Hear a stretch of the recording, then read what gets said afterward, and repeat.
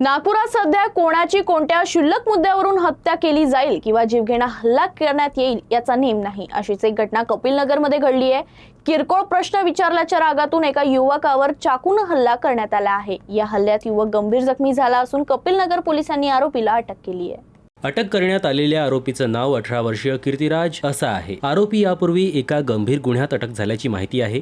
2024 मध्ये यशोधरानगर पोलीस ठाण्याच्या हद्दीत झालेल्या हत्या प्रकरणात त्याला अटक करण्यात आली होती। विशेष म्हणजे अवघ्या आठवड्याभरापूर्वीच तो कारागृहातून बाहेर आला होता। रविवारी रात्री कीर्तिराज नारी रोडवरील म्हाडा क्वार्टर परिसरात आला, हातात शस्त्र घेऊन। आज मी कोणाची तरी हत्या करणार असं म्हणत तो आरडाओरड करत होता। यावेळी अश्विनी विल्यम फ्रान्सिस या युवकाने त्याच्या जवळ जाऊन तू कोणाची हत्या करणार आहेस अशी विचारणा केली।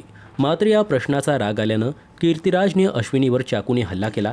या हल्ल्यात अश्विनी गंभीर जखमी झाला असून त्याला उपचारासाठी रुग्णालयात दाखल करण्यात आलं। घटनेची माहिती मिळताच कपिलनगर पोलिसांनी तातडीनं कारवाई करत आरोपी कीर्तिराजला अटक केली। या प्रकरणाचा पुढील तपास कपिलनगर पोलीस करत आहे। आरोपी जो आहे, आरोपीला आम्ही काल ताब्यात घेऊन आज मान्य कोर्टासमोर पेश करून PCR आम्ही घेणार आहोत।